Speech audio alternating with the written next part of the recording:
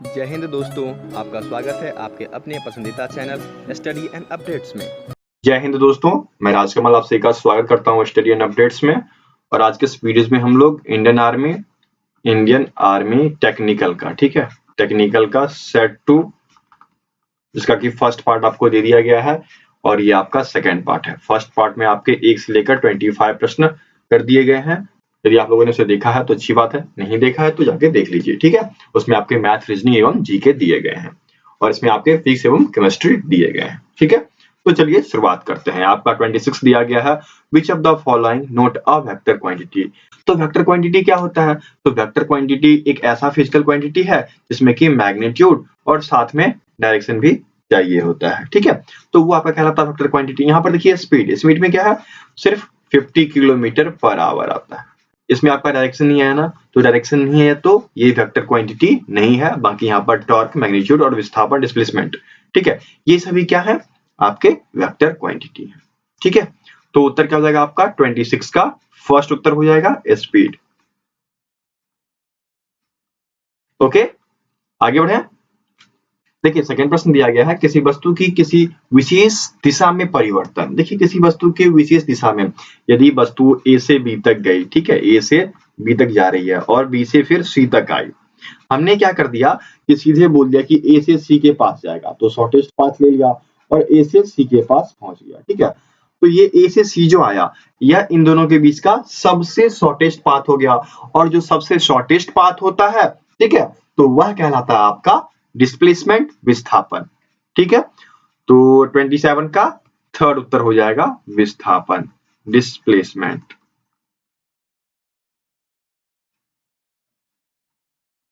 Okay, आगे बढ़े। अच्छा चलिए बताइए, ए से सी तक जाना तो कैसे लिखेंगे, ए टू सी डायरेक्शन देते हुए, ठीक है। चलिए आगे बढ़ते हैं।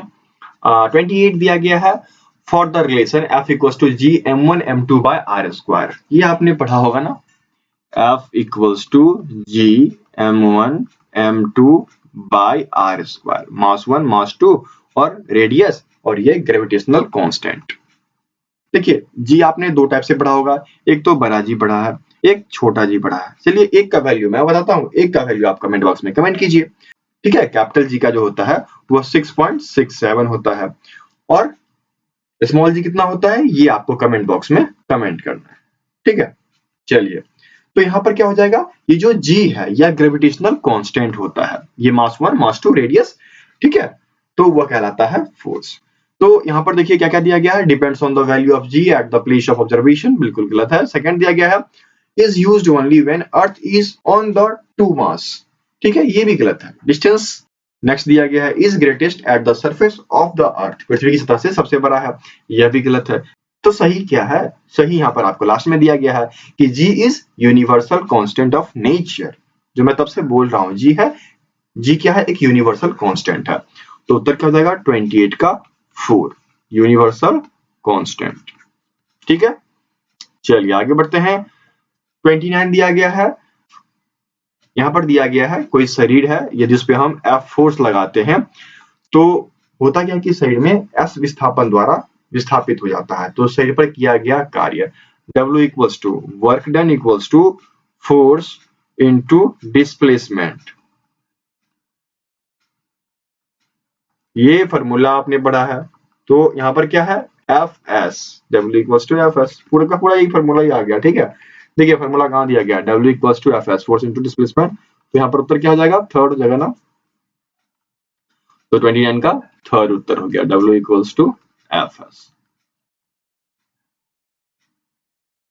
अब देखिए आपका 30 दिया गया है, a body floats in a liquid the buoyance forces. देखिए यहाँ पर बॉयंस फोर्स की बात की गई है, आर्किमिडीज का सिद्धांत आपने पढ़ा है, उत्प्लावन बल की बात की जा रही है ना, कौन सा, उत्प्लावन,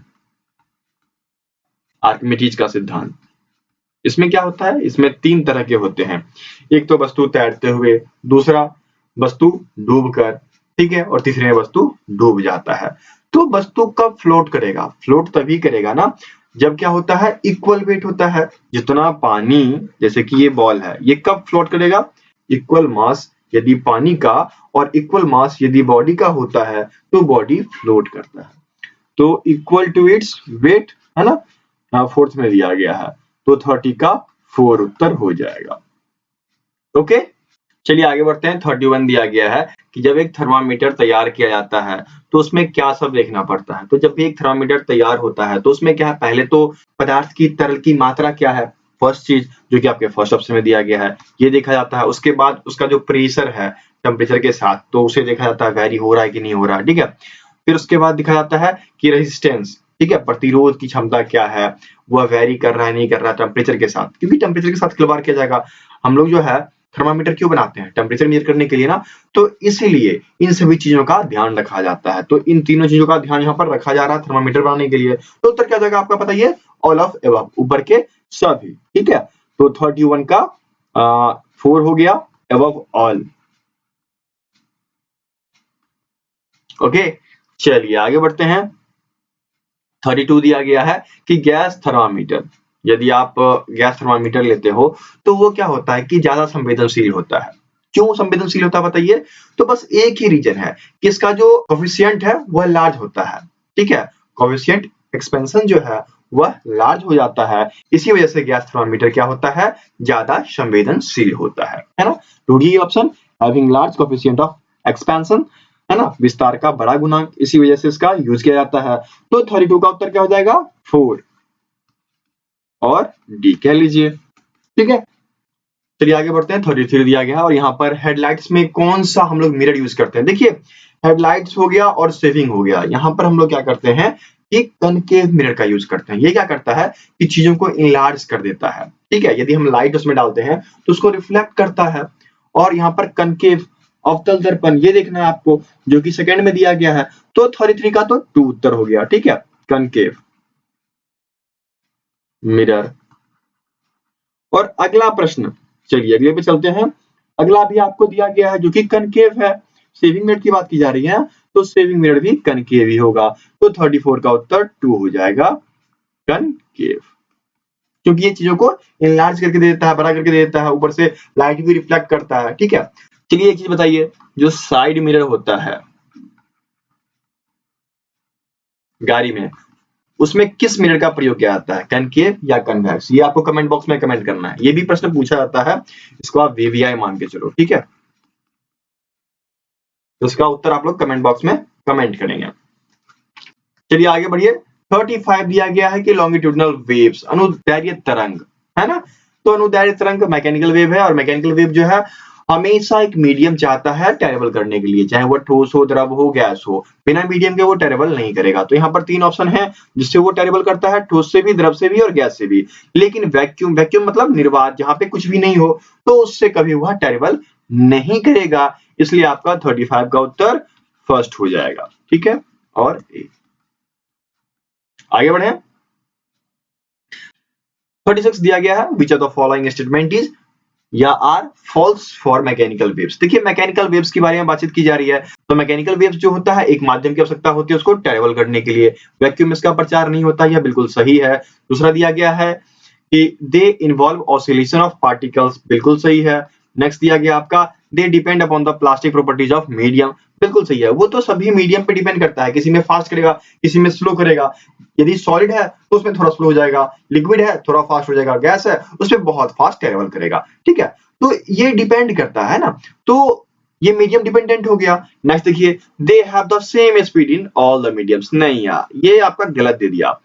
दे आर मीडियम डिपेंडेंट, जितने भी मैकेनिकल वेव्स हैं वो क्या है आपके मीडियम डिपेंडेंट हैं, वो वैरी करते हैं, किसी में जल्दी जाएंगे, किसी में स्लोली जाएंगे। ओके, तो उत्तर क्या हो जाएगा, 36 का 4 उत्तर हो जाएगा और डी, ठीक है। चलिए आगे बढ़ते हैं। 37 दिया गया है, charge can taken only those values which are integral multiple of charge on. देखिए आपने एक पढ़ा होगा, इलेक्ट्रिक चार्ज जो होता है वो एक बॉडी में क्वांटाइज होता है। कैसे होता है, जब total integral of multiples electric charge प्रभाव होता है, ठीक है। तो इलेक्ट्रिक चार्ज, जब तक इलेक्ट्रॉन्स का प्रभाव नहीं होगा इलेक्ट्रिक चार्ज क्रॉस नहीं होंगे, है ना, क्योंकि एक वायर में क्या होता है इलेक्ट्रॉन्स का फ्लो होता है, तो इलेक्ट्रॉन्स की वजह से हमारा इलेक्ट्रिसिटी ट्रेवल करता है। तो इलेक्ट्रॉन्स का फ्लो देखिए आपके 4 में दिया गया है इलेक्ट्रॉन, है ना, तो उत्तर क्या हो जाएगा, 37 का 4 उत्तर हो जाएगा।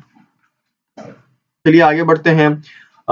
If a metallic conductor has positive charge then its mass, यदि किसी मेटेलिक कंडक्टर में क्या है कि यदि धातु में यदि पॉजिटिव चार्ज है, सकारात्मक चार्ज है, तो इसके द्रव्यमान में क्या होता है, कमी आ जाती है, डिक्रीज हो जाता है ना। तो देखिए डिक्रीज आपके सेकंड में दिया गया है, तो 38 का उत्तर क्या हो जाएगा, 2 हो जाएगा और बी कह लीजिए। ठीक है, इसके द्रव्यमान में कमी आ जाएगी। ओके, चलिए आगे बढ़ते हैं। 39 दिया गया है, एक आपका बार मैग्नेट है और इसके सेंटर में, बार मैग्नेट के सेंटर में हमेशा क्या होता है, चुंबकत्व 0 होता है, मैग्नेटिज्म वहां पे 0 होता है, शून्य। तो उत्तर क्या जाएगा आपका 39 का थर्ड उत्तर हो जाएगा। ठीक है, आगे बढ़िए। 40 दिया गया है, the material which are used to make electromagnet is. देखिए इलेक्ट्रोमैग्नेट सॉफ्ट आयरन पीसेस पे कॉपर वायर लपेटकर हम लोग क्या बनाते हैं, इलेक्ट्रोमैग्नेट। तो उत्तर क्या हो जाएगा आपका 40 का 4 उत्तर और डी। ठीक है, चलिए आगे बढ़ते हैं। 41 दिया गया है, which of the following is और are is the plasma state. तो सूर्य जो है ना, सूर्य हमारा सन या प्लाज्मा स्टेट में पाया जाता है। तो यहां पर देखिए सन ऑप्शन आपके 41 के थर्ड में दिया गया है, तो 41 का थर्ड उत्तर हो जाएगा। बहुत ही अच्छे प्रश्न है। ठीक है, चलिए आगे बढ़ते हैं। 42 दिया गया, what particle move around the nucleus of an atoms and are negatively charge. देखिए उत्तर आपका इलेक्ट्रॉन हो गया। कैसे, देखिए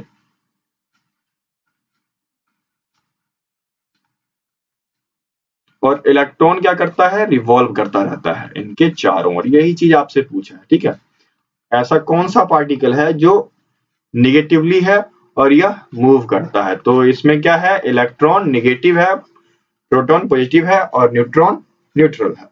तो यहाँ पर उत्तर क्या हो जाएगा, इलेक्ट्रॉन्स आपके 42 के फर्स्ट में दिया गया है, तो 42 का फर्स्ट उत्तर हो जाएगा। ठीक है दोस्तों, आप सभी की सुविधाओं का ख्याल रखते हुए स्टडी अपडेट्स का एक फेसबुक ग्रुप बना दिया गया है।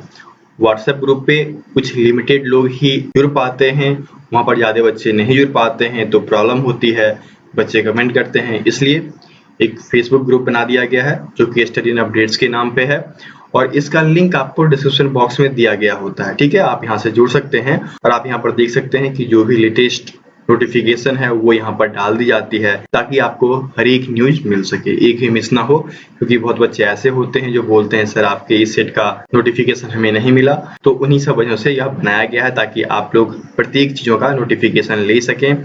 जो भी सेट डाली जाती है, जो भी जॉब्स आते हैं, ठीक है, मोटिवेशनल चीजें होती हैं, वो सभी आपको इस ग्रुप में दे दिया जाता है ताकि आप अपडेटेड रहें और प्रत्येक चीज को आसानी से प्राप्त कर सके। इसकी विशेषता क्या है ग्रुप की, यदि आप प्रैक्टिस सेट्स ढूंढ रहे हैं तो प्रैक्टिस सेट्स पे क्लिक करेंगे तो यहाँ पर आपको जो प्रैक्टिस सेट्स डाला गया है वो यहाँ पर दिखाई देगा।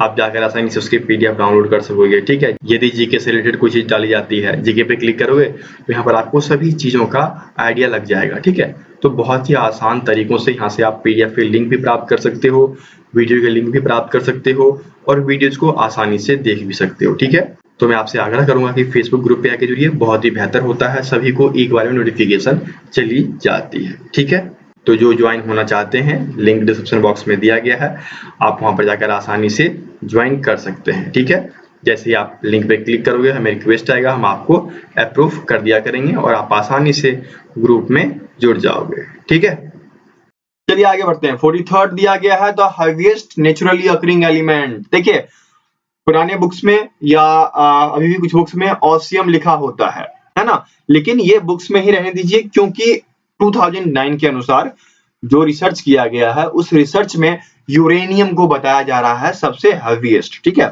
ये बुक में दिया गया है आपके और ये रिसर्च के अनुसार। ठीक है, तो अकॉर्डिंग टू रिसर्च ही चलते हैं क्योंकि हमें क्या है, अपडेटेड रहना है। तो यहाँ पर उत्तर क्या हो जाएगा, 43 का 2। अब बताइए यूरेनियम का एटॉमिक नंबर क्या है, तो यूरेनियम का एटॉमिक नंबर 92 और ऑसियम का, तो ऑसियम का आपका 76 है। ठीक है, तो देखिए लार्ज ही हुआ ना।